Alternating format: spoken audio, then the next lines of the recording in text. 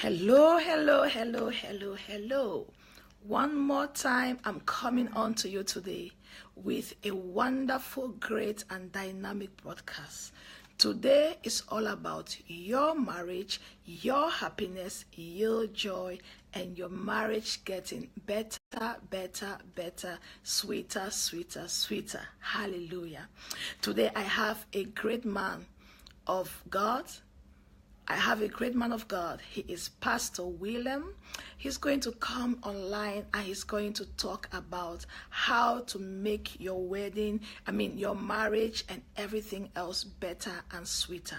Okay, so while I wait for this man of God to show up, I'm just going to play a beautiful love song for the lovebirds and just enjoy it. And while you are watching me, can you kindly help me invite your friends? Can you share this video? Can you make some noise and let someone know Apostle Claire Revealed is online again? This is going to be one topic, it's going to be one broadcast you really, really don't want to miss. Hallelujah. Amen. I would give you the world if I had it to give, and I would give you my if you needed it. Help me to share. Help me invite somebody. Please, let's do this together. Are you excited? I know I am. 'Cause you're the only woman that makes the songs I sing make sense. It's because of this I know there's no need to keep on. Bless you.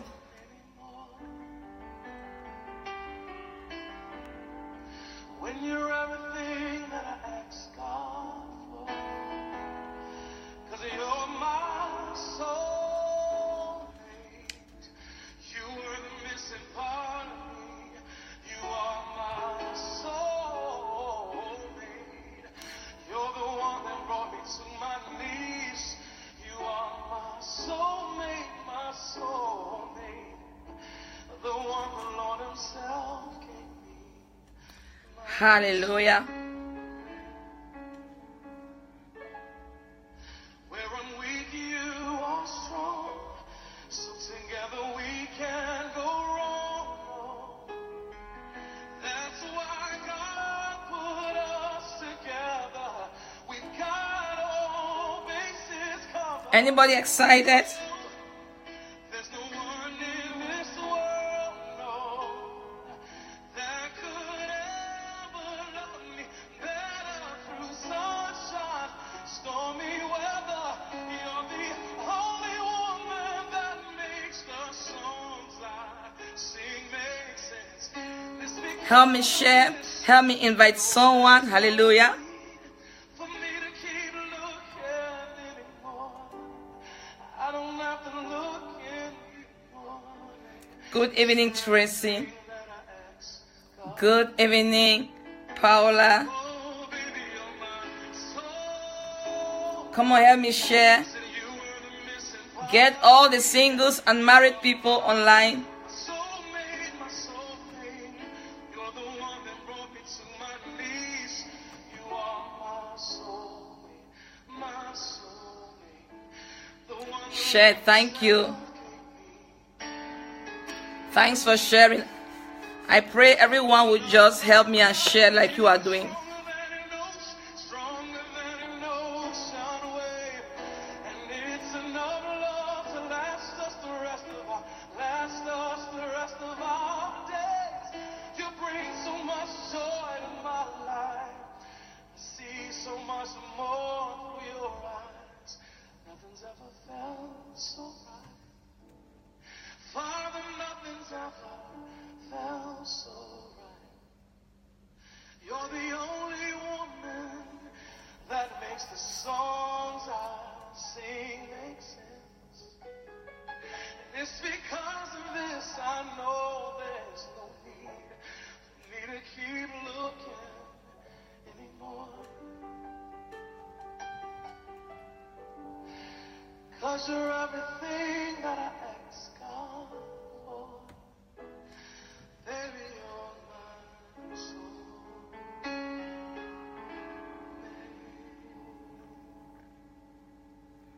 Thank you, Holy Ghost.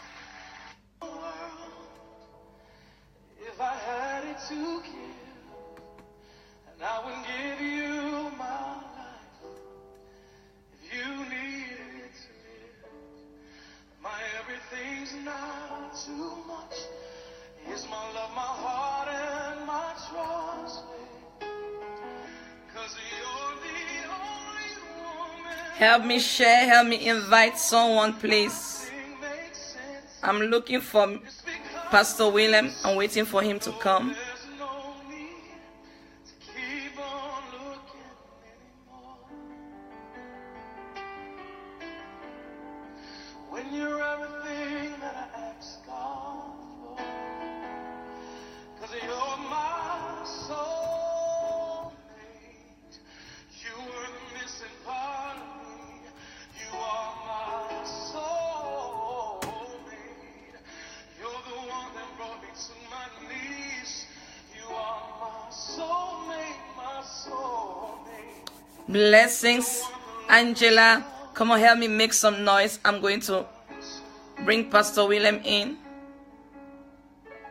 So together we can go wrong. So I'm waiting for Pastor William to accept my invitation. Once he clicks on the accept button, he can come in. All bases covered. And no, there's no one in this world, no, Thank you, Lucas. that could ever love me better. So Pastor William, if you can click on the accept button, I've sent you invitation to join. Makes the songs I sing make sense. It's because of this. No, there's no need for me to keep looking anymore. I don't have to look anymore. 'Cause you're everything that I ask God for. Oh, There he is. soulmate. Said you were the missing Wow. part of me. Let me look at this. God bless you, man of God. God bless you, Apostle. God bless you. How are you? I'm fine. Good to see you. Thank you. You know, when I saw you, I saw love all over the place. Hallelujah. Let's go. Are you excited? I am. And I see you are too. Yes, I am very excited, very, very excited. So normally what I do with our guests, I always give them like 60 seconds, but I don't know if you are able to do that. So you can share that, you can press the share and you can share on your timeline. Is that possible? So that your viewers, because we want to get your people to follow us as well. Oh, let me try and do that.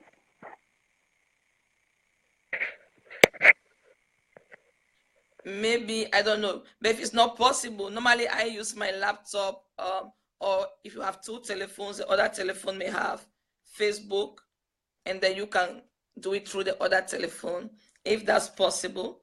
So we leave the love song on while you are sorting out yourself. 'Cause you're everything that I ask God for. Baby, you're my soul.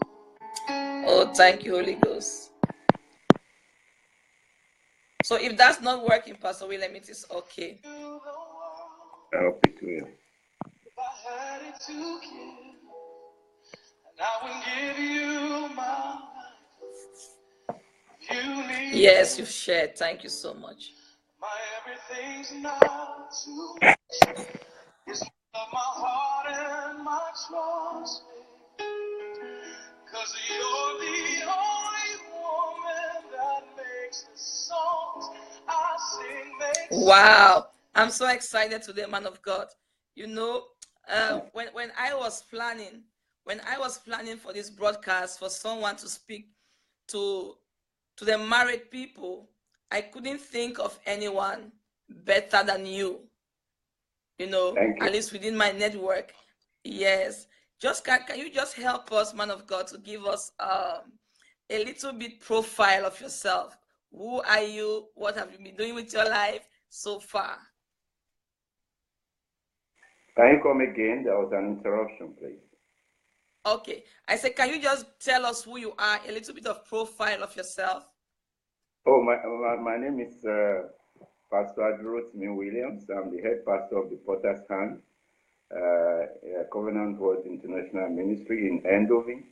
We are under the Assemblies of God, and I've been pastoring for getting close to about 23 years now, and I'm married.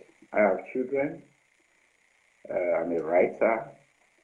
I'm a counselor. I run an NGO, One Love, One Earth, and we are interested in the life of the woman, the man, the children, the home as a whole, and we want to make sure that the home is solid, because a solid home will produce a solid society. So I'm very interested in a stable home environment so that we can have a stable society, and that's what my NGO is all about. And I write books also, like on love, on marriage, on prayer. We are not hearing you well, man of God. Can you speak a little bit higher or come a little bit closer to your camera? Okay, can you hear me now? Yes, much better. Okay. So should I go over my introduction again? No, it's okay. Just start from where you ended, please. Okay. Now I was talking about the NGO that I run an NGO, One Love, One Heart, and we focus on the family as a unit. We want to strengthen the family because we believe that a strong family will produce a strong society. And we know most of the troubles that we have in the society actually start from the family. So if we have a stable family, chances are that we'll be able to have a stable society. And so we try to look at the problems that, that beset family, the family setting, the foundation, good marriage. What happens if the marriage does not work? Who are the victims of broken marriages? How can we help to still live normal lives so that they can fit into the society? So we do all sorts of activities this direction. We organize seminars for singles, seminars for married couples. We counsel them, and where possible, we introduce people to one. Wow, powerful. So you mentioned that you are married. How long have you been married? Well, I met my wife close to 30 years ago, and but we got married 24 years plus ago. 24 years. Man of God, I don't know. There is a technical problem with your sound. I don't know. Can you sort that out for 2 minutes for us, 2 seconds for us, please? Okay. Maybe I should be a bit louder. Yeah, sometimes it breaks off. Well, I'll keep trying. Okay. Yes. Wow. So you've been married now for, I didn't get it. How long have you been married? I told you I met my wife almost 30 years ago, but we got married. We've been married now for 24 plus years. My God. Yes. So you must know all about marriage, because to be married for so long, you must have the keys, the tools. You've been through some, because no marriage comes up without going through some things. Can you just take us some of the things that when you got married, from you have to date your wife, you caught your wife, and then you got married. Yeah. Because I know that there are people here who have been married for many years, and there are others who are just getting married. So Can you tell us about the process from courting and then you step into marriage, those few years, let me say the 2 years range? What are the things that you think that people can go through? Because some people may be going through now and they're thinking, oh my God. Yeah, first of all, if you want to go into marriage, you need to understand what marriage is about. What is marriage about? The one who instituted the marriage institution, the one who contracted the first marriage, what was on his mind? What did he have in mind? So many people go into marriage without understanding what marriage really means anyway. They are thinking about just companionship. They are thinking about someone who can give them children, someone who can, provide a covering. So the journey starts with having an understanding of Yes. what marriage is about. Yes. And there's no way I can talk about marriage without going to the basis of it, and that's the Bible. The Bible says two shall be one, and that is deep. The meaning of that is so deep, and if you don't get it right, and you jump into it, chances are that you who is praying to enter into marriage, if you don't start off well, there might come a time you start praying to get out of it. So the principle of two shall be one must be understood both by the man and the woman. That two shall be one does not mean a man will become a woman or a woman will become a man in marriage. It means you must understand the principles of acceptance. You must accept the fact that there is diversity in your orientation, in your upbringing, in certain areas of life, and you can't do away with that. A man will always be a man. A woman will always Wow. be a woman. A woman cannot become a man for them to become one. A man cannot become a woman for them to become one. So you have to accept that we have diversities in our makeup, orientational makeup, our physical makeup, and all that. You have to accept that in the first place, that we are different. We're not brought up the same way. We're not born the same way. Our orientation is different. Our education might be different. Our experiences might be different. You accept that, and then you move to the B. Actually, there's an A to Z chronicles about how marriage can work, but I will not be able to talk about everything. So you have to be able to also believe in one another. You have to believe, he's not rich today, but I believe in his future. She's not she's not as good as I want today, but I believe in her future. And you have to be able to create a balance. There must be a balance.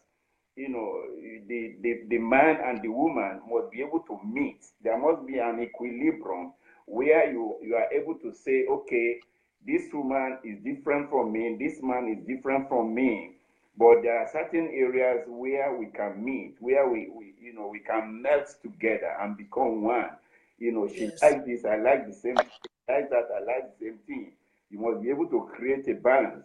And then you have to go to the principle of compromise. Wow. Complement. That where you are not complete, do I have something that will help complete you? Where I cannot get exactly what I want from this relationship. Do I love you enough to be able to compromise? Do I love you enough to humble myself and say, okay, I wanted a tall woman, for instance, but the one I've met, the one I've fallen in love with, is not as tall as I wanted. Am I going to be able to live with that? Do I love her all the same? That's compromise.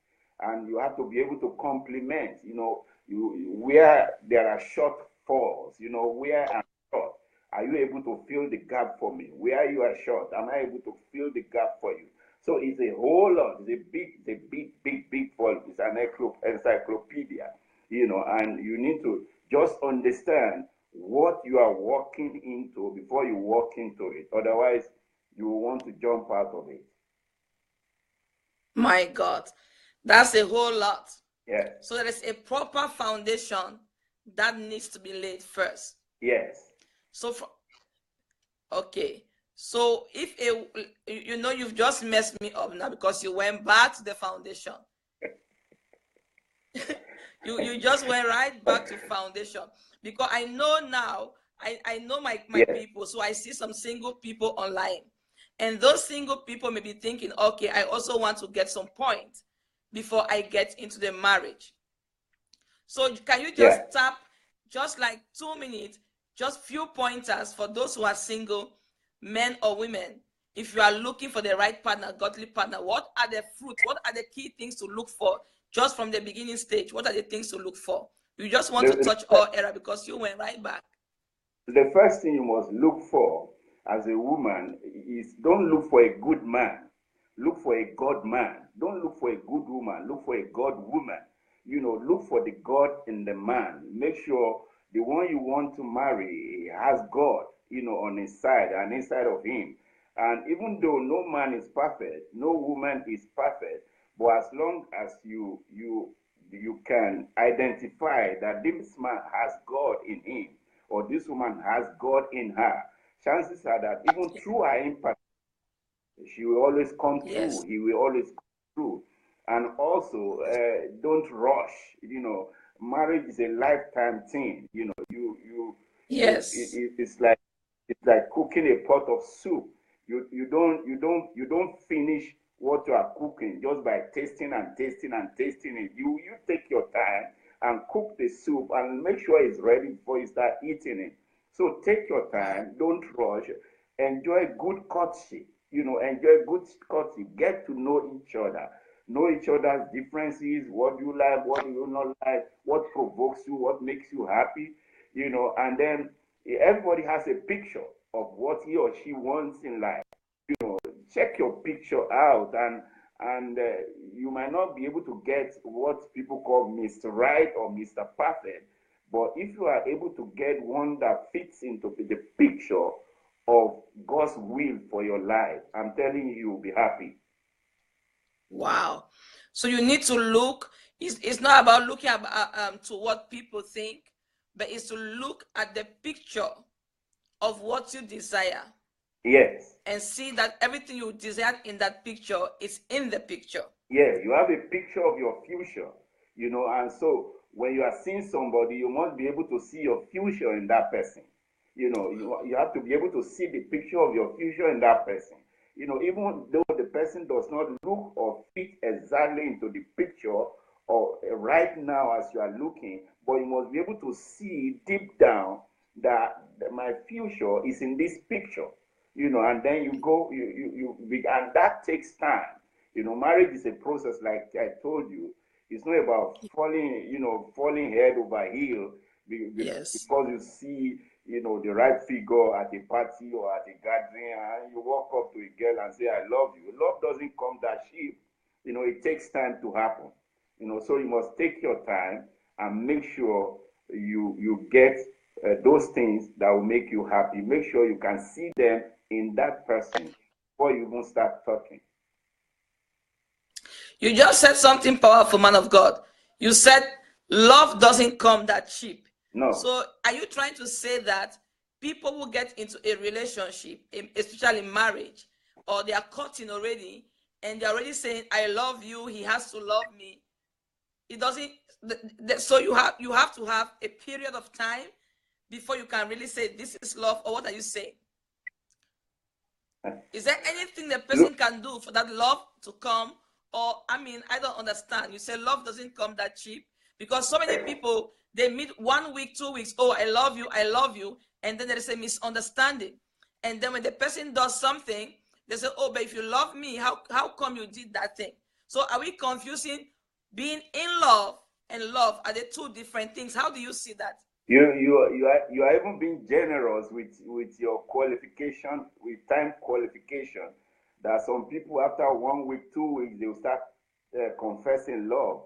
There are some, they meet one day, they meet at a party or they meet at a function, and they are just enthralled, they are carried away by what they are seeing, and the next thing is they start confessing love. I'm in love with you, I love you, and it doesn't happen that way. Of course, there is what you call love at first sight. There is something, something attracts you about a person.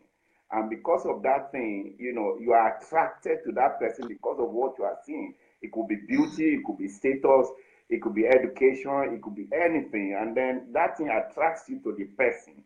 And that is the basis for which you are attracted to the, but that may not be the basis for which you have to fall in love with that person.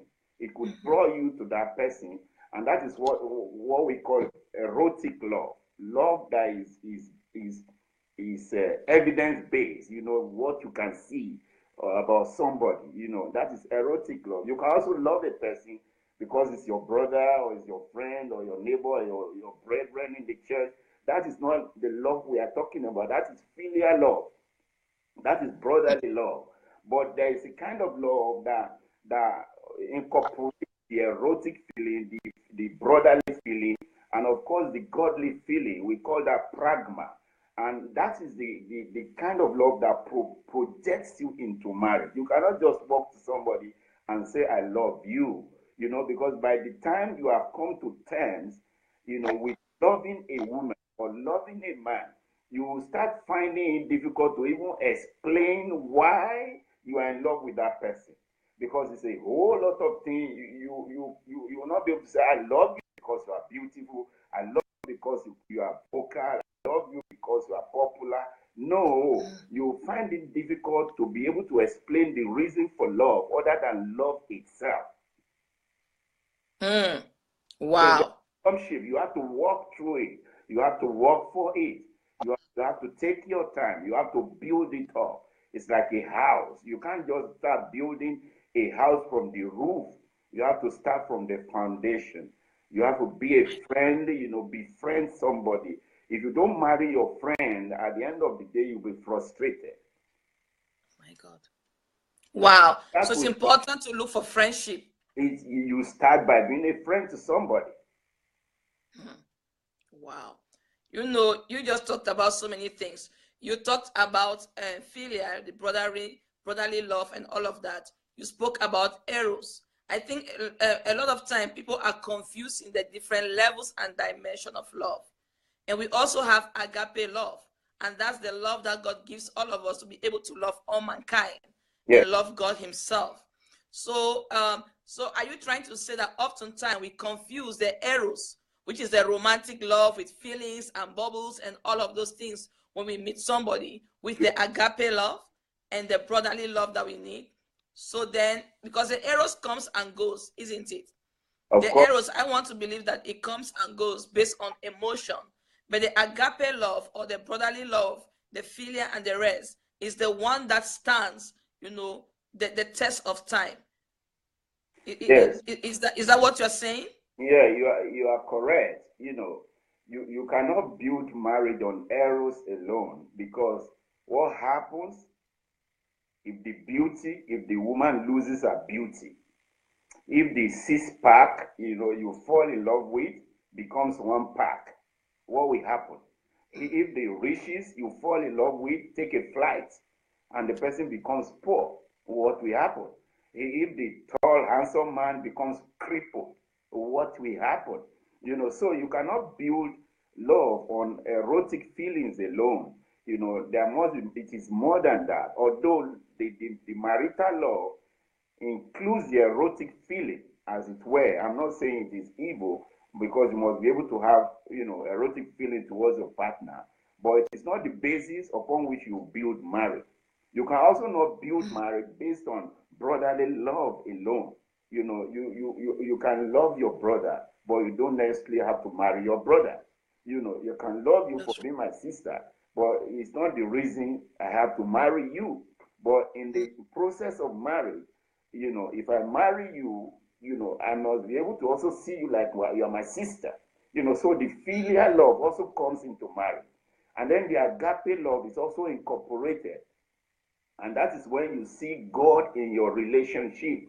So both eros and philia and agape must be incorporated in marital love. And that is what we call pragma. Yes, wow. Yes. Wow. Wow, powerful. Let me just ask our audience, are you people being blessed? Are you getting what the man of God is trying to teach all of us today? You must have the eros. He's not saying eros is bad. The eros is the romantic love, and you feel all those bubbles and you see butterflies and all of that. He's not saying it's bad. We need it, because there needs to be some kind of not some kind of chemistry. There needs to be chemistry, right? There needs to be that attraction. Complete without that. Okay. So marriage cannot be without chemistry. Yes. Yes, go on, please. You need to have chemistry intact. Man of God, I don't know why, but you are breaking off. Something is happening with your connection. You are breaking off. Oh Lord, help us here. Amen. So there needs to be erotic love. There needs to be brotherly love, and there needs to be the godly divine love, which is agape, to put everything together. So we can't hold on to one and then leave the other. We must work and fight for all the different dimensions of love to have the marriage solid.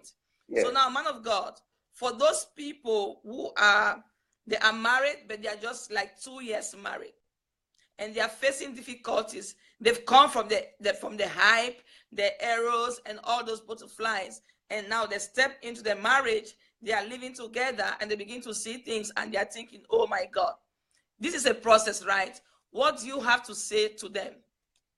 Well, all I can say is that you can always work it out. You can always work it out. I don't believe there's there's a marriage so damaged it cannot be repaired. But it would take, you have to be humble enough to accept what the problem is, and then you have to come together and decide on what to do about the problem. What is our problem? Why are you always angry? Why are you upset? What is upsetting you? We must communicate with each other. And when you communicate, in your communication, you'll be able to dig into the problem. And there's a common saying that a problem known is a problem half solved. So once you have an idea of what is causing the problem, why is it that your man who laughs all the time, whenever he comes back from work, suddenly frowns his face? Something went wrong somewhere. Why is it that your woman who is always all smiles and share, whenever you show up, is no more cheerful? Something has gone wrong somewhere. You have to sit down and talk about it. And when you get to the root of it, then you have to now move to the next step. How do we overcome this issue? And if you are not able to deal with it within yourself, you go to a counselor. And I'm sure a good counselor should be able to take you through some steps that will restore joy in your marriage. Hallelujah. You see, what I've noticed with married people, I have so many. Personally, I'm not there yet in the place of marriage, but I have so many friends who are married. You are a married man. You are my friend. You are my brother. And you have a beautiful marriage. I've seen you with your wife, and it's just like you guys have known each other from the day God created Adam and Eve. It's so beautiful to see how you people just cooperate and all of that. But your case is that you've been together for many years. But there are people who step out of the balloon and bubbles of romance and dating and courtship and flowers and everything, and they step now into the main deal, which is the marriage home, and then the flowers reduce. The flowers they used to get from the guy reduces, and then the hugs, it kind of reduce, and then everything kind of take a different step. And then there's panic, because the woman, for one, maybe she was spoiled. She was used to the guy coming and just lifting her up and taking her out, and all of that kind of disappears when they step into one home. Now they are living together. They are no longer courting, they are no longer dating, but they are married. And I think most women come into, or maybe some men also, come into the marital home expecting those same bubbles they had when they were dating and courting. And then there is a big problem now, because we are confused. You used to be so nice. You used to open the car doors for me. You used to lift me up. You used to bring those flowers. What happened? And then they have a problem now.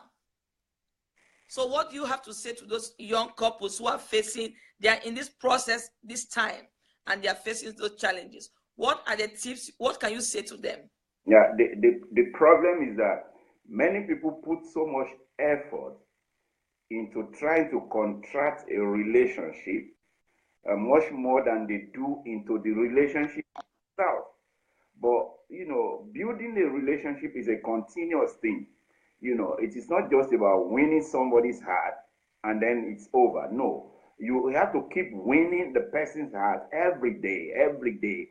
Courtship, is a forever thing, only that it takes a new turn when you have said, yes, I do. But you still, those things that attracted you to, one the other, you still have to keep trying your best to do it. You used to buy flowers. Why don't you continue to buy the flowers? You used to give gifts. Why do you now think that now that I have her or now that I have him, I don't need to give gifts again? No, you have to keep the fire burning. The marital love is like fire, and you have to keep adding firewood. You have to keep adding firewood or kerosene, whatever kind of fire you have in your home, for the fire to keep burning. You don't just relax like now I have him or now I have her. I don't have to put in much effort again. No, some ladies they make. Let me tell you this. There are some women they make the unfortunate mistake of thinking that, oh, now that I'm married, I don't need to dress well again. That's a mistake. You need to keep dressing well. You understand? And so maybe you got a man who used to carry you up, and now within 2 years or 3 years you are more than triple in size, and he cannot carry you up again. Why don't you just go on and go to the gym and trim yourself and make yourself carryable again? The man needs to work on himself also. You need to work on yourself. What was it that excited this woman in those days of courtship? Keep doing them. Just keep doing them. Keep courting your wife. Keep courting your husband.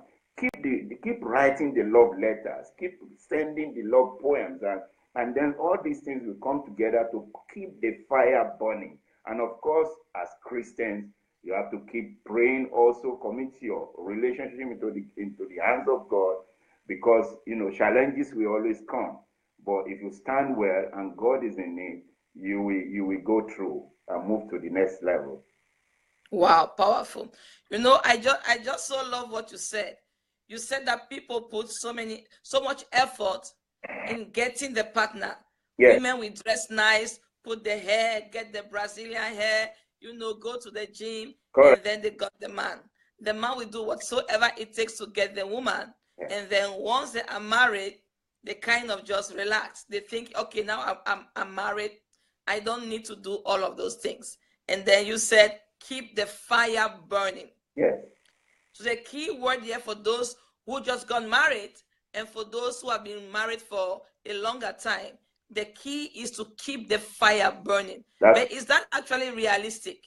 Is that realistic? Because I can imagine that it's a great point though, but I just want to see how realistic is that? How doable is that? Because I can imagine when you are dating a guy, you don't have to take care of all of those things that you are taking care of now. If you are dating a woman, you don't have the full responsibilities that you have now. So maybe now they are living together. The man has to work. The man has to do, his package has increased. So his focus also has shifted. Is it realistic for the woman to still be expecting the same kind of commitment from the man in terms of gifts and carrying her up and doing all of those things? Is it realistic for the man to expect the woman to look great every time he comes through the door? Because I believe when you are dating somebody, you are having some kind of anticipation when the person is coming. You prepare for the date. You prepare for the time of courtship.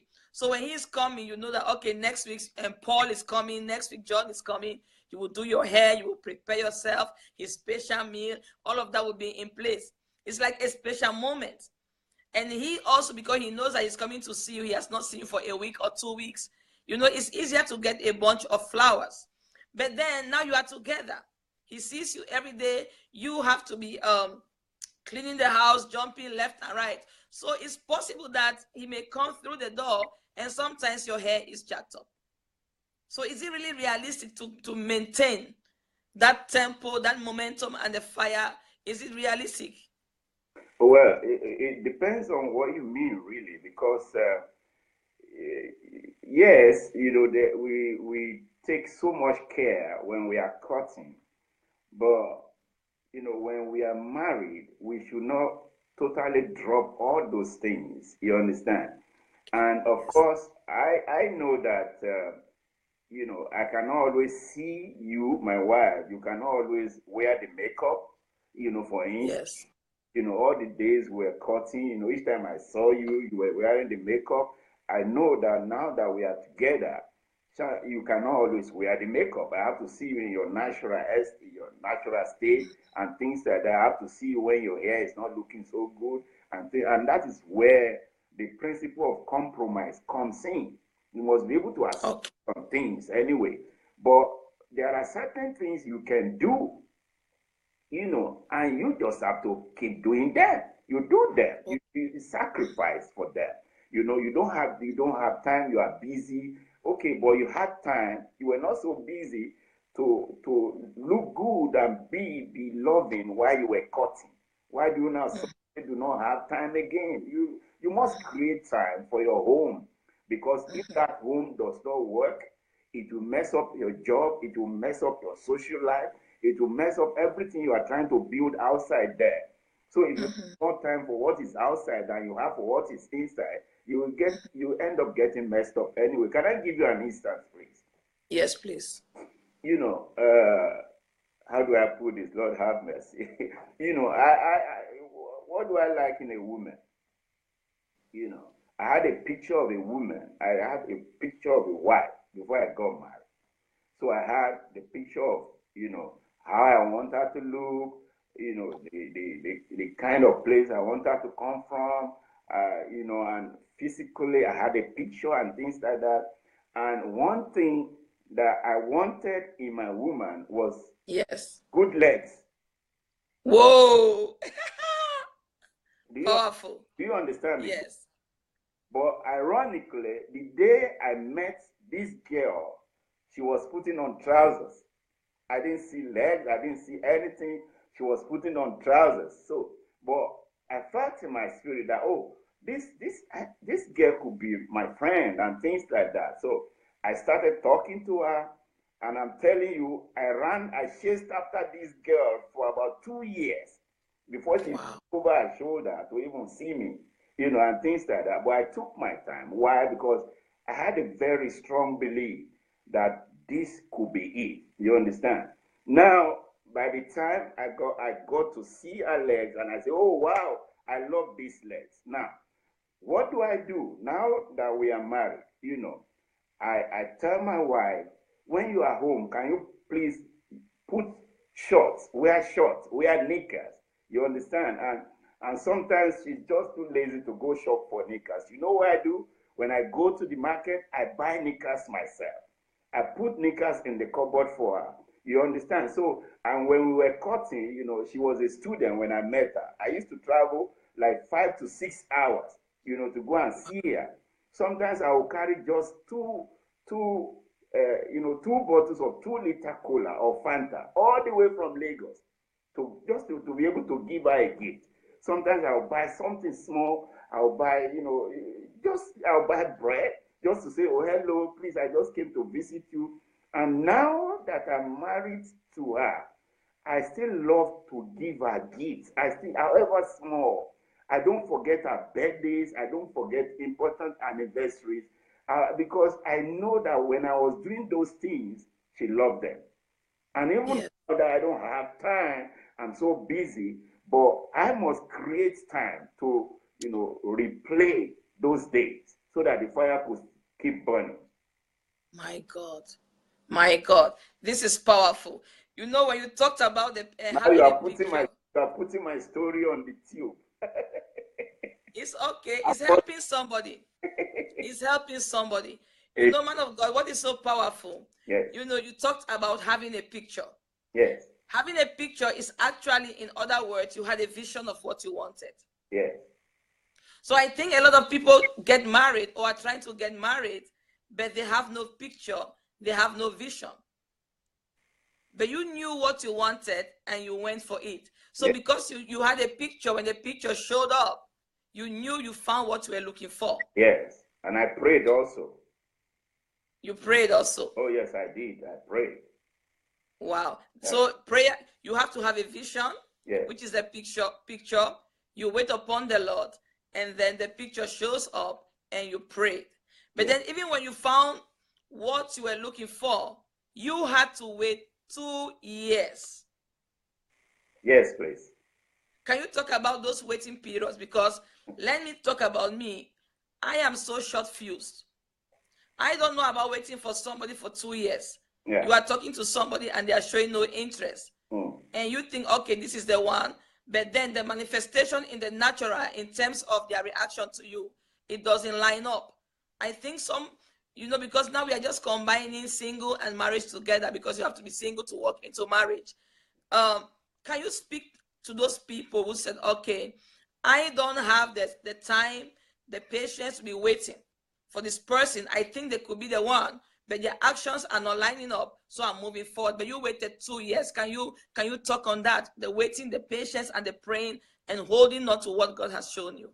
Yeah, look, the Bible said if a man finds a treasure, he will sell all he has in order to be able to possess that treasure. That takes time, that means patience. That means working it out. So if you are not patient, even if you are not patient in courtship, how can you be patient in marriage? Because marriage entails being patient with each other anyway.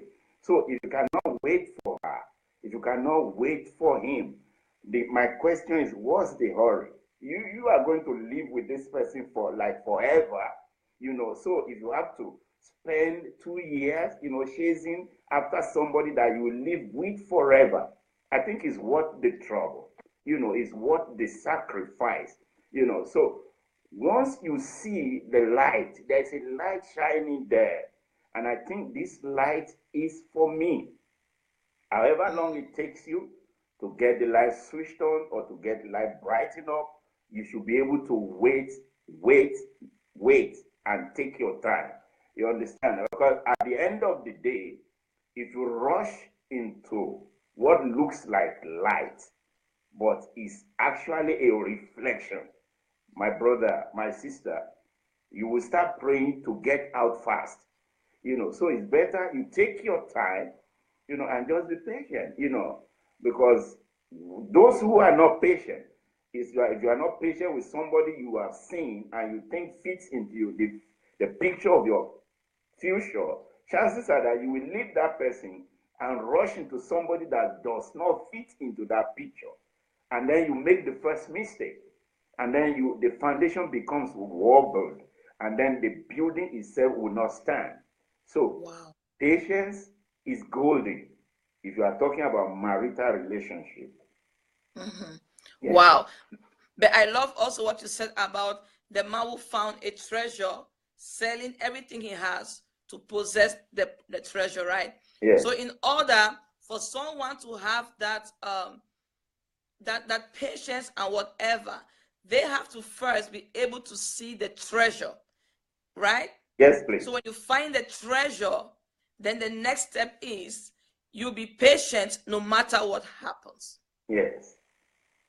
My God. But what if you are thinking, okay, I'm standing here, I have patience, I've seen what the person is to me or is going to be to me, but the person is not showing any effort. What do you do? The person is not showing effort. Yes. Or is not showing enough effort. Enough effort. Yes. Or let's say no effort. They're showing no effort, no interest. Yeah. If the person is not showing effort and you believe in it, I told you, you must be able to marry a friend. You understand? Okay. You must be able to marry, your married partner must be a friend. And yes, befriending somebody, it yes. involves working it out also. You don't jump the gun.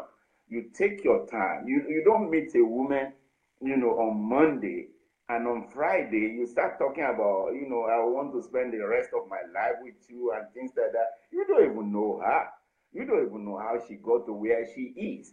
So the first thing is be a friend to somebody, and in the process of befriending that person, you will discover more about each other. And the more you discover, the more you know whether this person actually fits into your picture, the picture of your future or not. So whichever way you look at it, I don't believe in rushed relationship. It almost never works. So the best thing is to just be patient. Even if the person is not showing enough interest in your friendship or interest in what, You know, you try and build a friendship first before before you start talking about relationship. Let there be friendship. You understand? But you start talking about relationship. You see somebody you are attracted to, and you see, okay, this person is a person of my future. And why don't you start by saying, hello, how are you? Show interest. How is your study going? Or how is your work going? You know, and sometimes you look troubled. Is everything okay? You're just showing interest in the person's welfare, like a friend should do, or like a brother should do, and that is friendship. And by the time you have succeeded in winning somebody's heart in friendship, then it will be easier to step up into the realm of real, romantic or marital relationship. My God, this is so powerful. So let me just tell my friends online, can all of you just hashtag friendship first? Can everybody hashtag friendship first? Because, it's so important what you are saying. A lot of people are just rushing, and the dynamics of taking things step by step and the process is all just messed up. Now we have talked about those foundational things and important keys, but I want to go back to marital people. They were married, everything was fine, they were happy, oh, bubbles, butterflies, but now everything has died off. And some are even thinking about divorce. We want to just really now deal with people who say, you know what, I hear what people are saying, been there, done that, but right now my marriage is so bad, I'm even thinking about divorce. Is there any hope? Is there any hope for those people? Yes, there is hope. Let me say this. God hates divorce. I hate it too. But the reality is that divorce is always a possibility. And you have to come to terms with that. God hates sin. I hate sin. But the reality is that there's always a possibility of falling into sin. So you don't, that's why you don't enter into a marriage believing that, oh, we are Christians and God hates divorce. The church does not approve divorce. So I can do anything I like in this relationship because my pastor is not going to approve my divorce. It's a fatal mistake many people make. And then that takes us back to the basis of how you keep, firing up your relationship. Why do people want to divorce? Because there's a disappointment, there's a disconnection. There is a failure in expectations. And if you can go back to basics and rebuild those expectations and start, all over again and rebuild your relationship, I believe there's always a way out. I will advise or counsel somebody to divorce, but I will always tell you when you come to me as a single, as a courting couple, that divorce is always, there's always a possibility that it can happen if you don't take care. There's always a possibility that the house could collapse if you don't take care. So this is gear you up to bring into your consciousness that, look, my marriage does not stop the day I say, yes, I do. I have to keep working on it. I have to keep watering the plant so that it will keep producing. So if you are in a relationship and you feel like you want out, you want to break it, you make some mistakes and things like that, I want to say that there must have been a time in that relationship when things worked, when you were attracted to each other, when you laughed together. There must have been some things that worked between the two of you. What are those things? Yeah. Go back to those things and rekindle the fire of those things, and chances are that you'll be able to get your relationship back. Wow. So the key here is, no matter where you are at now with the situations in your relationship, yes, remember the good times. Yes. Remember the things that worked in the beginning and go back and rekindle those things. It's like going back to the magic, going back to your magic stick. Let me speak to some women. I'm not here to speak because Pastor William he's the love doctor here, the marriage doctor. I'm just doing my best, the best I can. Women, let me speak to women. Those of you who came into your marriage and you were dropping it down like it's hot, go back and drop it like it's hot. If you used to give it 3 times a day and now you are doing it 2 times a week, this is a time to strengthen yourself. Put on the whole armor of God and go back, girl, and work it. Am I saying it right, Pastor William? I'm with you.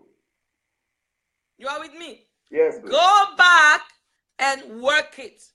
You want to go back to your magic stick. You know some women, you came in with that beautiful Brazilian hair. You were shining and everything. When you came, now your hair is all messed up. Your nails are all jacked up. Those old underwears, you need to throw some of them away. Get you some nice pink underwear. Whatever works. You are trying to save your marriage. If you used to talk less and he loved that, and you are talking too much now like me, you better work on your talking. Whatever he fell in love with before. Am I right, Pastor William, or am I talking out of my head? No, you are not talking. You are not.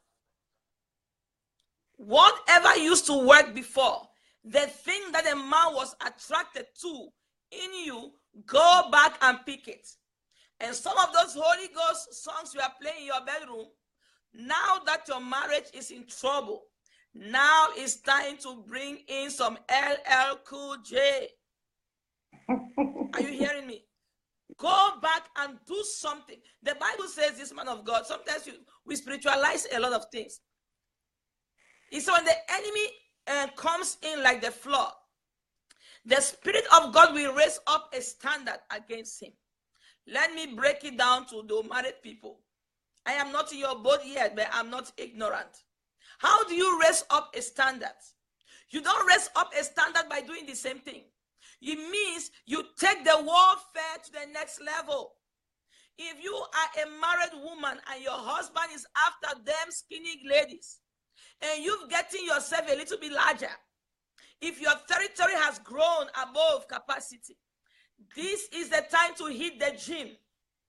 If they ask you, why are you in the gym? You say you are raising up a standard.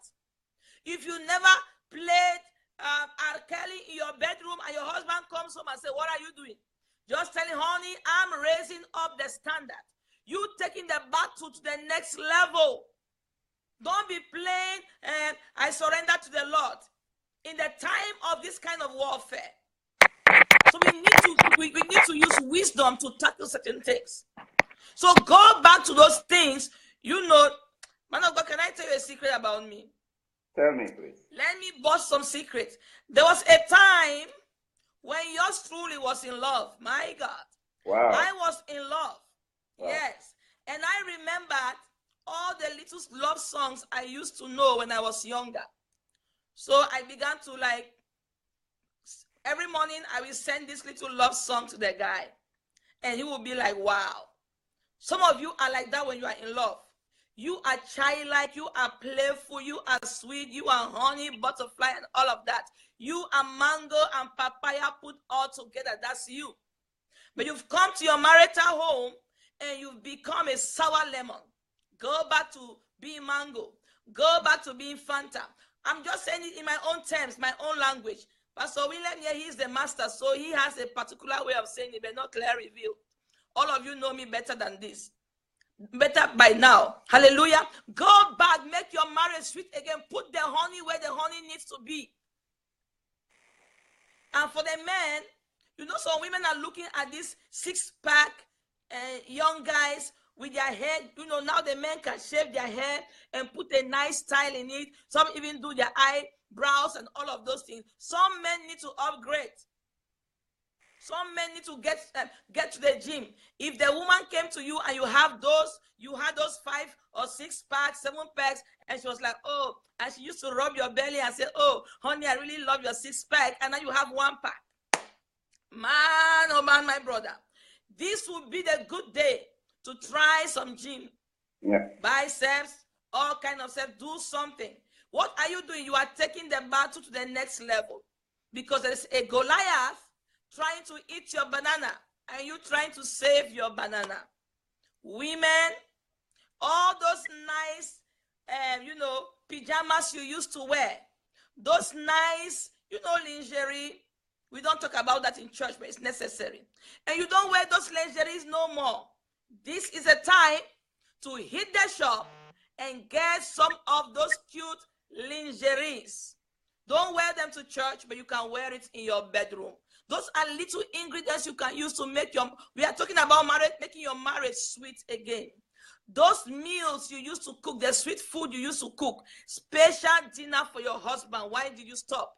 Now is the time to stop baking French fries and all of those things and make him that grilled fish, make him that French salad. Do whatever you can do.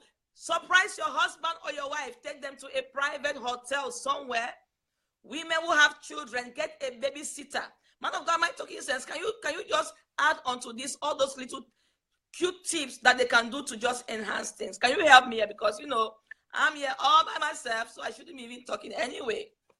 Yeah, you are very much on point. You are cooking the soup well, So like I said earlier, whatever it will take you to keep the fire burning, you keep doing it. But let me just add something here. It's good, dress, well, like you used to do. Watch out for your figure and try to be as smart as you used to be. Dress as smartly as you used to be. I mean, cook well like you used to do when the marriage started and all those things. And, go on outings, go walk, take a walk together, hold hands together. Many people do not even understand that there is something powerful in holding each other's hand. When you take a walk in the cool of evening and you hold each other's hand, there's such powerful chemistry that passes in between the two of you, such that by the time you are done with walking, you are ready to do the working, but aside of all that, you must be able to create, you cannot travel one way all of the time. You must be able to bring variety into your relationship. Yes. You cannot there are some things you keep doing, but you don't have to keep doing some things the same old way. You try some you try some new things. It is not written in the Bible, for instance, and I pray people will not castigate me for backslided now. I'm still a man of God, but it's not written anywhere in the Bible, for instance, that you must love making must be in the bedroom. It's not written anywhere in the Bible. You understand? Preach. So you can create, the whole of your home is your bedroom. You can meet anywhere and just hit it. It's so much as you are not projecting a video to the world. It's just between you and your husband. When the children are out, or even the children are not coming, some people want to be bedroom. They want you to be in the bedroom. They want the light to be off. All these kind of traditional things. You have to do away with them. You cannot keep doing things the same way. You don't have to keep going to the same restaurant. You can try another restaurant. You don't have to keep traveling to the same city or the same nation on vacation. Try another place. So variety, also it peps up the value of your marriage. So bring variety into your marriage and it will help. Powerful. Man of God, variety. I love that part when you said holding hands. I could just see myself holding hands. My God. Anyway, out of my dream.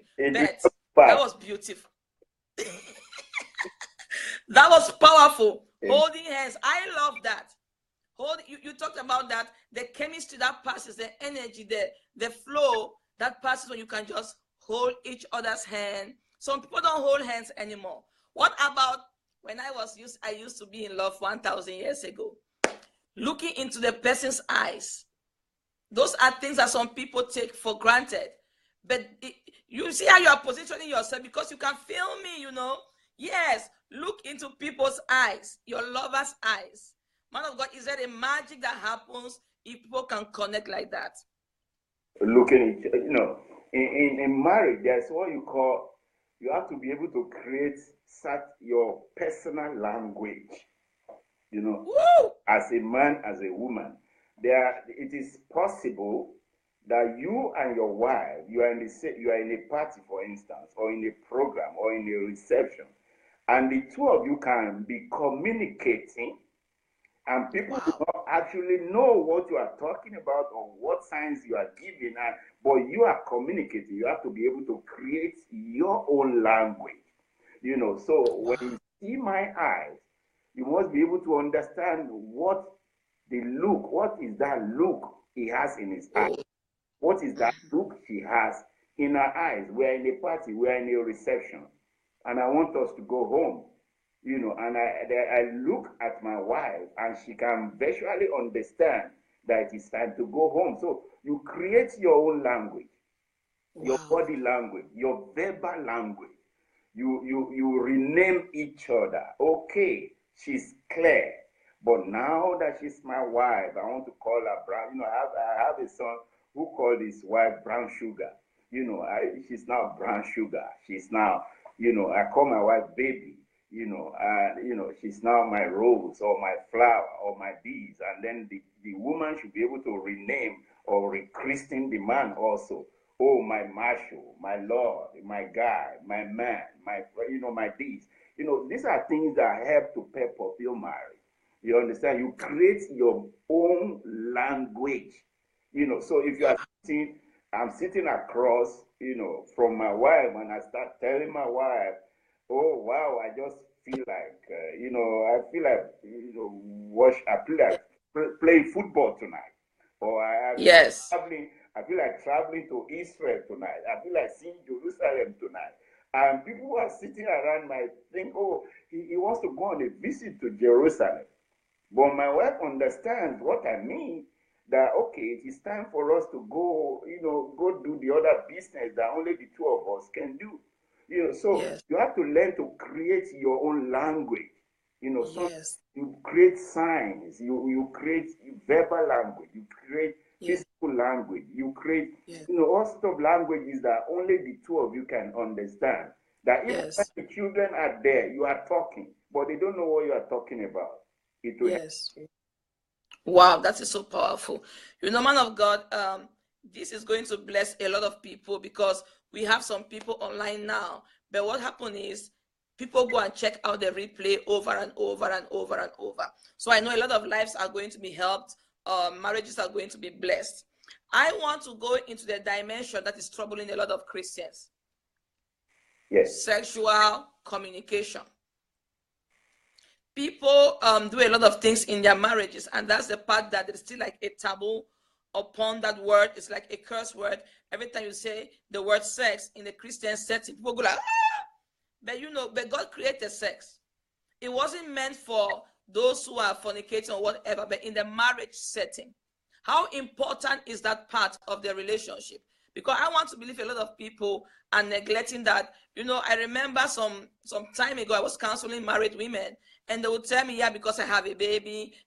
Some women actually leave their husband's bed, and they are sleeping with their child in the baby's room or whatsoever, because the child needs attention, and then the husband is sleeping alone. So can you talk about the importance of not breaking that bond, that flow? Or anyway, you just help us here, please. Yeah, sex is deep and is divine. It creates a kind of... You are breaking off, man of God. Okay. Can you shift a bit? You are breaking off. Sorry. Okay. Start again from beginning. I just said sex is deep and sex is divine. It's an emotion created by the Maker himself that you need to understand. Let me tell you this. Why is it that you touch a man or you touch a woman, you hug a woman, you kiss a woman, and certain things don't pass from blood to blood. Yes. But when you have sex, it's like blood is mixing with blood. Wow. It's like a fusion of two personalities into one, both in the physical Yes. and in the Yes. spiritual. You understand? Yes. So if when you have sex, it takes you to a dimension in your emotion, in your spirit, that that means a joining together, a fusion Yes. of two persons.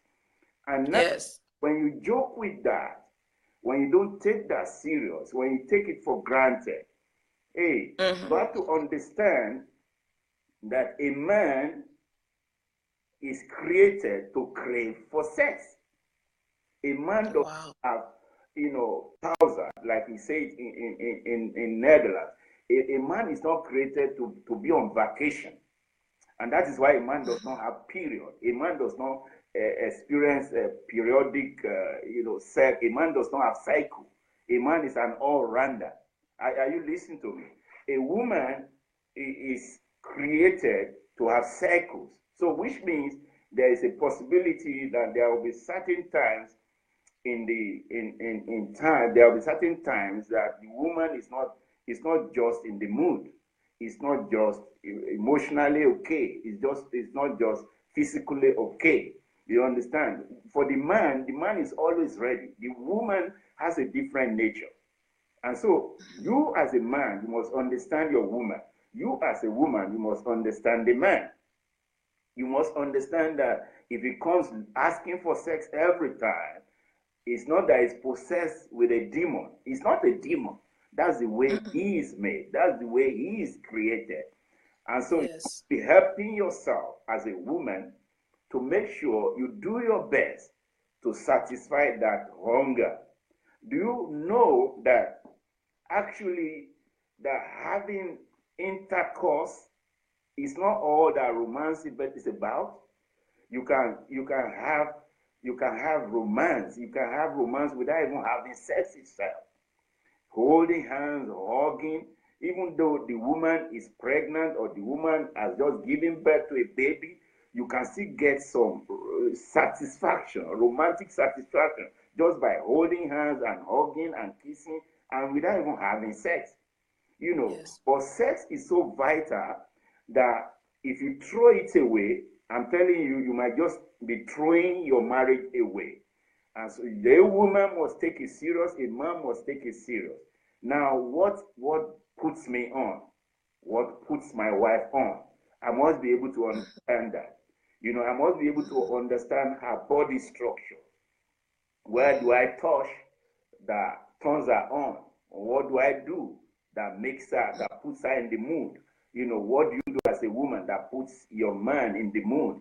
Sex is not about coming from work and just jumping. As soon as you enter the bedroom, you jump on the woman, or you tell the woman, oh, going to work tomorrow, let's do this thing very fast. It doesn't work like that. Sexual relationship is also a process. It's something you have to work at. It's not something that starts in the bedroom. It starts from outside the bedroom. There must be there must be a journey towards it, so that when it eventually happens, you might even get gratified without even having sex, because it has started somewhere. You're already talking in the kitchen, you are sharing time with her in the kitchen, you give her a pat on her back in the kitchen, you touch the backside in the kitchen, you laugh, you jiggle together, you chase each other around the house. You are having romance. You understand? So by the time you get to when it should happen, you are all relaxed, you are all happy, you are all, ready for it. So you have to you have to understand the body structure of your partner. And your partner must understand your body structure. You also have to understand what turns each other on, and then work on those things so that you can. Want to go 1 minute? Yes. One of the viewers says, Princess Arie says, it's getting hotter and hotter. We love it. That's my daughter. It's one of my daughters. Powerful. Just continue where you stop. Forgive me. I just had to bring that up because people in the body of Christ think it's a taboo, but it's something very important. Yeah. And you are taking us through the process. You said sex doesn't start in the bedroom, No. but it starts outside of the bedroom. Yes, please. Yes, please. It starts outside of the bedroom. You start talking. Not, it could be verbal. It could be, sign talk. It could be touch. It could be physical. You start talking, communicate. You start communicating romance, even from outside the bedroom. You don't wait till you get to the bedroom before it happens. You have to start. Even when you take a walk, you hold each other's hand, like I told you. It brings your physicality closer. It arouses a desire. When you are in the house and you chase each other around as schoolboy and girl, it creates a certain atmosphere.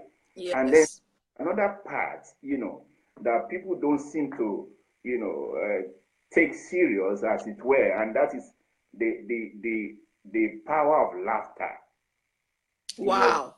Create an atmosphere of laughter, an atmosphere of joy. You have to make your woman laugh. You have to make your man laugh. And, as you laugh together, before you know it, you are carelessly falling on each other or touching some things. And before you know it, you are just in the mood for a deeper relationship. Wow. Sex is not just about bedroom. It's about the whole house. It's about the whole place. It's about your together, whether in or out. Do you know there are some men, they think it's a sin to even hold your wife's hand in the public. Some men, they think it's, they are so holy that even hugging their wife in the public is a problem. Oh, come on. That is not how God has made man. That is not how God has created us. We are social beings. We are created to express emotion. So come on, go on, express emotion. For as long as you are not doing it with the wrong person or in the wrong way, oh, come on, God is in it. And you will enjoy your romance. Powerful. My God. Man of God, I'm just trying to recall, as you talk about the process starting from outside of the bedroom into the bedroom. I remember one time I was listening to Bishop T.D. Jakes. Yeah. He said, you love a woman into sex, and you sex a man into love. Can you explain what he's trying to say here? If I get him right, like I wrote in my book, I have a new. You are breaking. Sorry, you are breaking. Sorry. If I understand. Just hold that thought for 1 minute.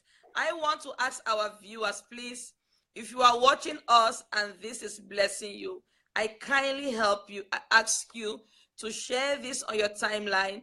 If you have multiple groups on Facebook, kindly share this in the groups. You can invite your friends, because you don't want anybody to miss this. Marriages are struggling, singles are struggling, people are struggling, and we do this broadcast not just because we don't have work to do, it's because we want to help.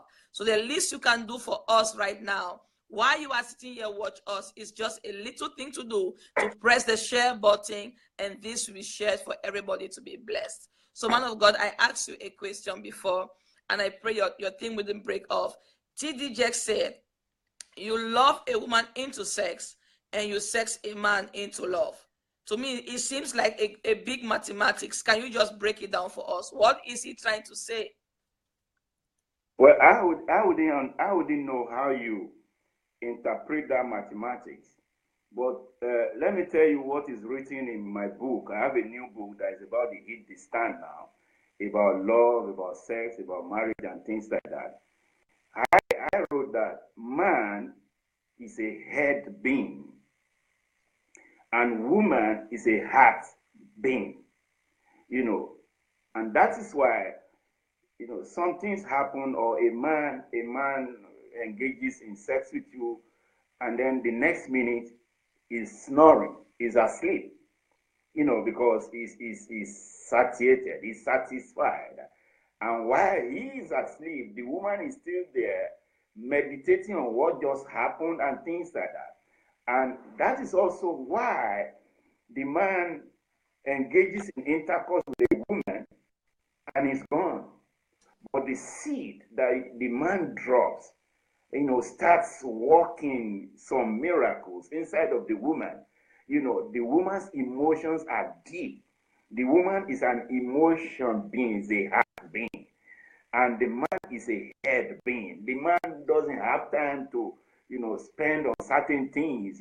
Sorry, you are breaking off again. You are breaking off. I don't know how you can position yourself.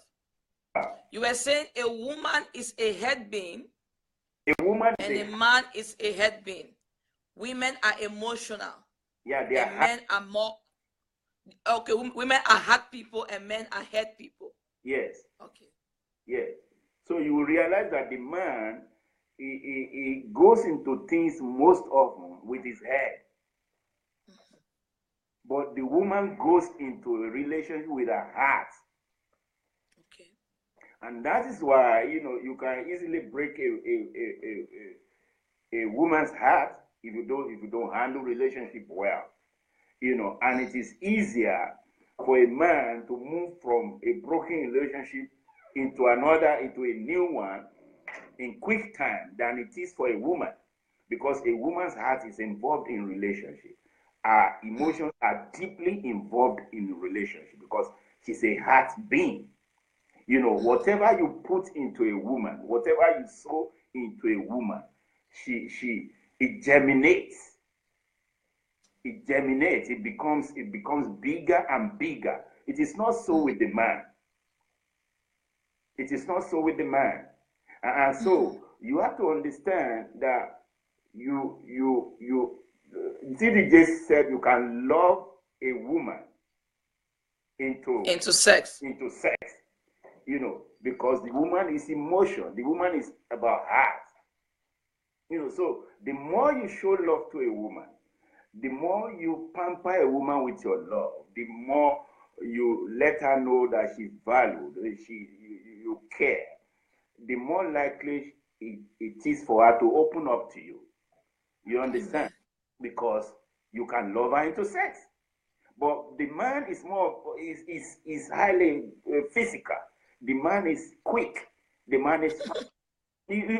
So once, and that is why most men, in those, it has always been so. Anyway, when you're into a relationship, you really don't think you have grip on this relationship until you have had sex with the woman. So most men think the moment they have sex with the woman, now I'm in charge, I'm in control, because the man is a head being. But with the woman, it's not so. It's not that having sex is what makes you my man. No, having sex with me does not make you my man. It's the care you show me. It's the love you give to me. It is how you cover me. It's how you protect me. That is what takes me into your bed. Am I making sense to you? Yes. Yeah. So the man most often disposes with the head. The woman disposes with the heart. Yes. You understand? So the care and all those things, the man, what you see, who now is hot, let's have it, we go, I'm gone, I'm done. But the woman takes her time, she meditates on what has just happened. She sits on it like a hen sits on her egg, and she takes those things, go through her emotions. Those things go through her cells, and she's deep in it. And of course, there are exceptions where broken marriage, a relationship breaks up, and you see a man weeping. There are exceptions like that, but in most cases, when a good relationship breaks up, you see that the toll on the woman is usually very heavy. Woman is a heart being. Okay. And Wow. the man Powerful. It's a head. Wow. Yeah. Powerful. Man of God, we are about to round this session for today. But we won't, you are giving us so many great points and things, how to really make the marriage and relationship, godly relationships work. But I want to talk about those that they were so in love, everything was going on well, and then they bumped into a problem, and the problem led to one of the spouses cheating. This cheating thing, and then the wound is so much, the woman can't forgive, she can't, she's hurting, or the man, they are still there, but it's causing them to be thinking about divorce. I mean, people who have gone through such a thing, and maybe they are still in right now. Your spouse cheated on you, and you love your husband, you love your wife, you never want your relationship to spoil, but now this big elephant is in the room. What can you say to such a person? Forgive. Wow, that easy? It's not easy. And I won't say, I will never stand anywhere to say it is easy. Because cheating is a betrayal of trust. Okay? In the first place. But then, something happened, something must have happened before something happened. Okay. You have to dig. Why? What happened? What made him to cheat? What made her to cheat? What went wrong? Was it just sheer greed? Or there was an opening somewhere that I should have covered that I did not cover? What happened? It is always easy to blame the other person. But you don't just sit down and blame the other person. You have to look inward as you are looking outward. You have to examine the person as you are examining yourself. Like we were saying before, there are certain things that possibly was, attractive, to the man or to the woman, and suddenly those things are no longer there. And we talk, and it's not there. You understand? Then the fire starts going down. And it's not that the fire is there, it's just sleeping. And so when you encounter, those things you are missing, those fire sleeping can be awakened by so it's not right. But it's the reality of life. You have to check what the reason is behind the behavior of the person. And by the time you have been able to get that, then you might be able to, it will be easier for you to forgive. It might be a weakness in the person, for instance. It might be, an opening. Maybe the person was left, too free for too long a time and things like that. There's no reason why a man should cheat. There's no reason why a woman should cheat. There's nothing that makes it right. But the reality of the situation is that there are circumstances, is that people cheat. Whether you believe it or not, people cheat. Christians even cheat. So you have to be able to go deep. Why will a man cheat? Why will a woman cheat on his husband, on her husband? Why will a man cheat on his wife? And then you sit down together and examine. It's not just about going berserk in your head because somebody has cheated on you. Why did he cheat on you? Why did she cheat on you? You have to go deep, and if you want your relationship to work, you have to always communicate. What happened? Why did you do what you did? And you have to keep going at it until you are able to get an answer. And once you have an answer, the two of you can start working on that answer. And then you might just discover that, oh, there's something I needed to have done that I did not do, that opened the door for that thing to happen. Or there's something, that was always there, a weakness that was always there, but I didn't take serious. I just took for granted. I never prayed about it. We never talk about it. When you notice that the weakness in your man or in your woman, talk about it. Pray about it. Don't wait till the alarm goes off before you start showing interest. Yes, when a man is going to cheat or a woman is going to cheat, there are always signs. It's a build-up. It doesn't just happen. Wow. So just sit down and give your marriage attention. And if you are in such a position or a state now, I would advise you to please sit down and talk about it. Why did it happen? How will it stop it from happening?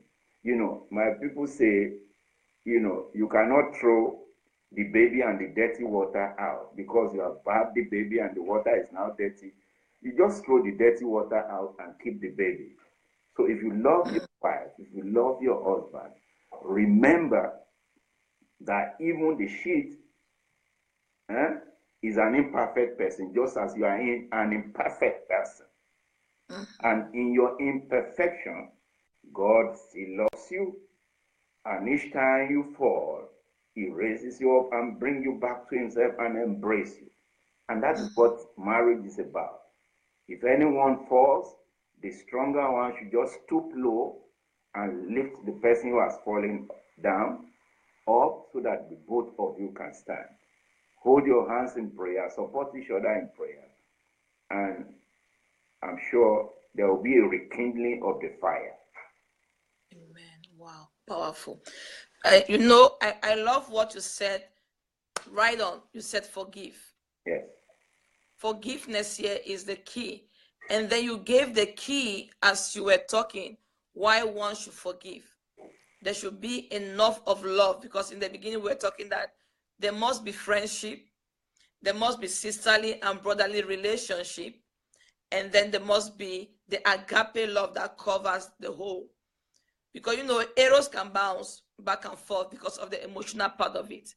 So when you have enough love in all those areas, if you can see this person as a child of God, you can see this person as another human being saved by grace, who is not perfect yet, still also in their process, then it's easier to see them from, separate yourself from a wife or a husband and see them in that light. Because I don't think if your neighbor will fall, you will throw your neighbor away. If your neighbor will commit sin, you will forgive them. If your neighbor will cheat on their wife or husband, you won't hate them, but you will wish that they come together. So you can bring the same grace in your own relationship and begin to see that person like one that you've loved and cared for. And don't forget the good times, right? Because there must have been some good times before your partner cheats on you.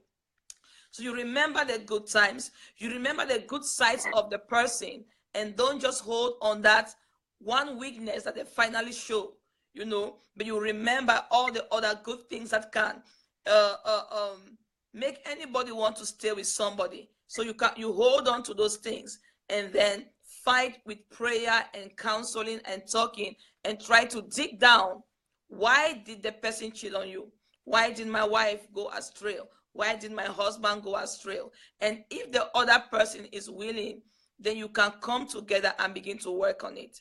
But I believe that, man of God, because of the emotions and all of the other things that can come in play, that counseling is very key as well. It's not enough to just talk about it together, but you need to seek counsel from someone that you trust, someone that is above you. Because like men, I am an African woman, and I know like our African men, not to talk bad of that about them, but there is a level of stubbornness, and there is a level of some kind of cultural thing or traditional thing that our men, my experience is that they don't believe in bringing a third party into their marriage. They like to settle things themselves and take care of things themselves and be private. Most of them, some are different, but I'm just talking in general now. There are some who understand the need counseling, they need to bring a third party, and it's not a shame, it's not a disgrace, it's not it doesn't make them smaller, but most of them don't want to go to counseling. Yeah. So what will you say to the wife of a man who just wants to do things by himself, but then there is nothing working out between them because there is no understanding? What will you say to such a wife? What does she do then? What does a man do or a woman do when he or she is sick? You go to a doctor. I think the problem is, when sometimes in the process of joining a man and a woman together, we talk about the third party influence. Okay? Don't allow a third person into your marriage. Don't allow anybody to do this. Don't allow anybody to come in between you. That's good enough. You must be able to define the third party influence. You must be able to define. Your marriage will not work if everything that happens, you run to your mother, for instance. You have to call your mother to do this. You have to call your father, or your friends become more important than your spouse. That is third party influence. Okay? You have a covering. You, as a courting man and woman, before going into marriage, you have come to me to bear your mind, to open up to me that you love each other and you want to spend the rest of your lives with one another.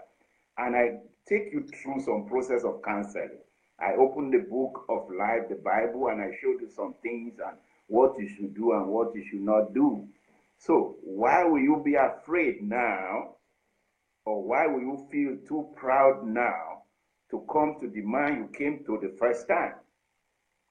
Wow. So there is no man who can be a successful husband if it's all pride. There is no woman who can be a successful wife if she's all pride. You have to be able, being married means the humbling of yourself. Yes. There's a time you get lost in your partner, that it becomes you first and then me, you first and then me. So when you have that approach to marriage, and your marriage is hitting the rocks, something is not working, you should view it like there's a sickness in this body now. What do we do with this sickness? We have applied all the medicine we have, and it's not going. Why don't we go see a doctor? You understand? You go see a counselor. You pray about it also. You hold hands and pray about it. You go to somebody who can join you in prayers, who can sit you down and show you, the rudiments of relationship and help you to rekindle the fire again. And that's why counselors, they are good counselors. Of course, there are bad counselors and there are good counselors. But then, if you are humble enough to sit under the spiritual leadership of a person, you should be able to trust that person enough to take your mind. Because then it will help to bring God back into the relationship. He will be fair. He will not be partial. He will talk to one as he will talk to the other. And it's to the both of you anyway. It's not just a physical father it's not a father-in-law. It's a father to both the man and the woman. So it will be fair in judgment, and be solid in counseling.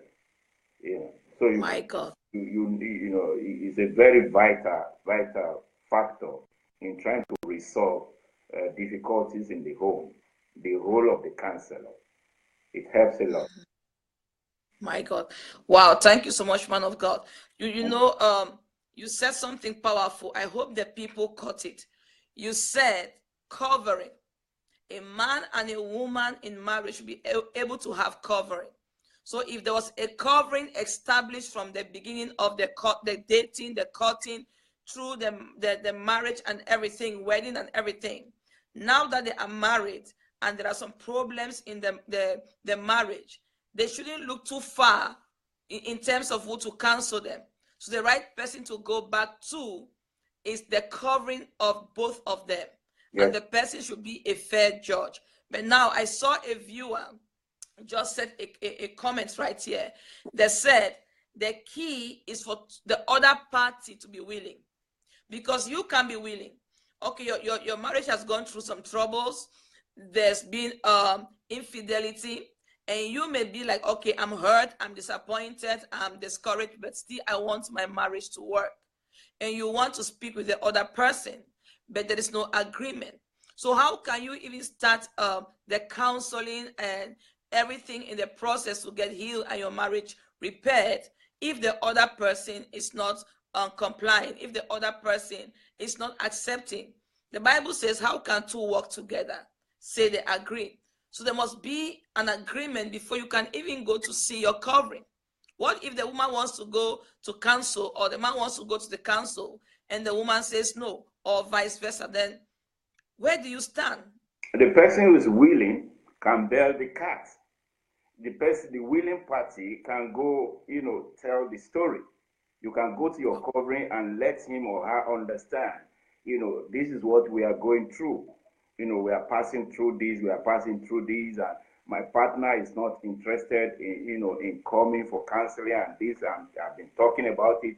He doesn't want to come, or she doesn't want to come. And then, your pastor can start praying with you about it, while he start working on how to attract the other person into the circle of relationship. So you don't just say, he's unwilling, so I will keep quiet. No, you willing, take a step of faith. Yes. praying, but also you can go to your pastor and let your pastor know what is going on. Yes. And believe the wisdom that God has availed to your man of God or woman of God, we come to play here. He will know, what prayer to pray and what words to speak in order to bring the unwilling partner into a willing state. Wow, powerful. Yes. You said in the beginning, man of God, even in courting, and because you had to watch your wife and try to get her 2 years, you were just patient before you got your wife. And then you use that to say that in relationship, we must have patience. So I believe that patience also apply in this case. Yes. Because you want the person who wants the relationship to work has to be so patient. It takes grace, right, to wait on the other person, the other party, to come to the place where they are at. Because some people are always ready, but some people, it takes time for them to process and then come to terms with what has happened before they can agree. For example, I'm very open and I believe in counseling. I believe in speaking to spiritual parents and all of that. But you may have a partner who says, no, I want to take my time. So for that other person who is ready, you have to exercise a lot of patience, love, and while you are waiting for the other person to come over, you have to be very prayerful. Am I accurate with that? Am I right? You are right. You have to be patient, but you must not allow your patience to widen the gap. You are waiting for the other person, but even while you are waiting for the other person, you keep working on the situation. You keep working on the relationship. Be humble enough to apologize. Be humble enough, to ask for forgiveness. Keep asking and keep asking and keep asking. Keep talking about it.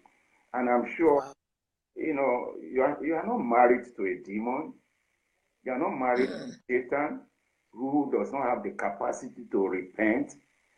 So every woman, every man has the capacity to turn around if the right button in his emotion is touched. So while you are waiting, you don't just stand aloof and say, okay, I will give her time, or I will give him time to, come to his senses, or come to the table or something. So in the time that I'm waiting, I will just keep to myself. No. Let me tell you this, Apostle. I said to you that the marital relationship must include the eros love, the filial love, and the agape love. Okay, I told you that. Now, yes, if there's something that attracts you to a woman or to a man, and those things are still there, the person has messed up.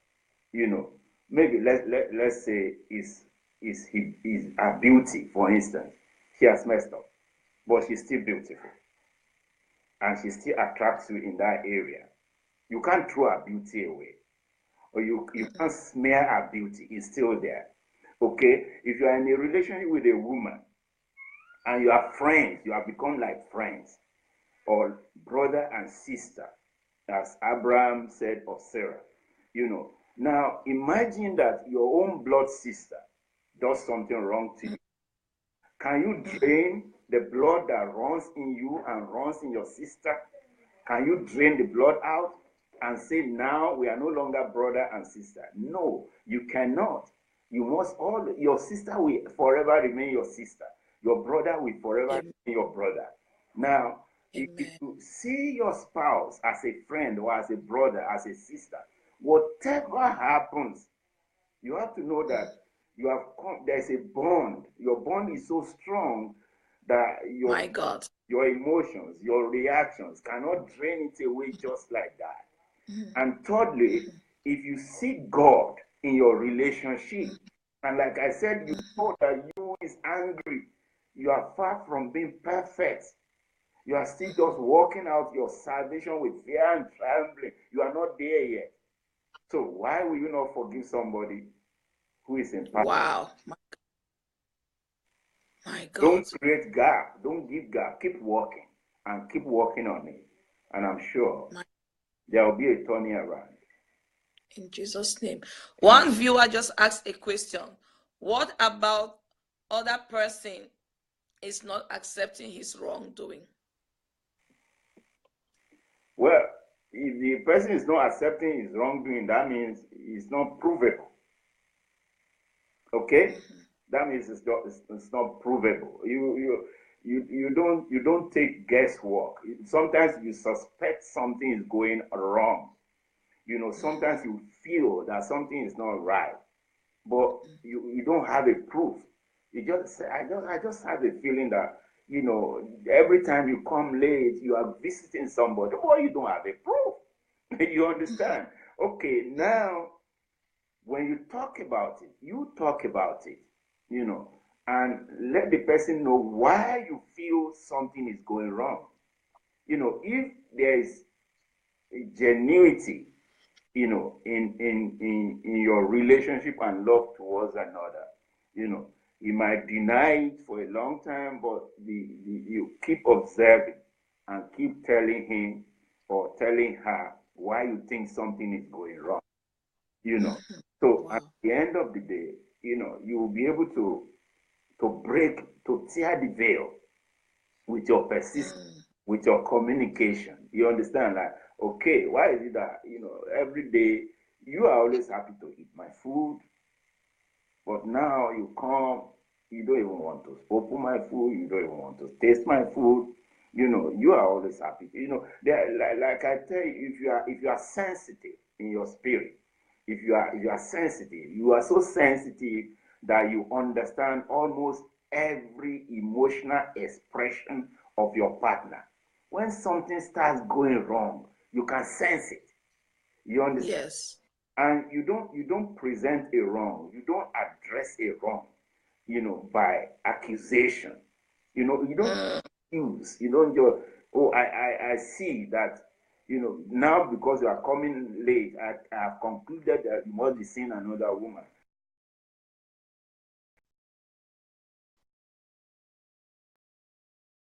Just go on with.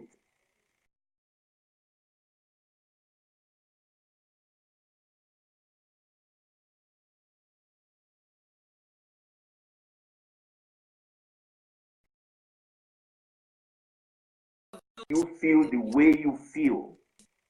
What is wrong?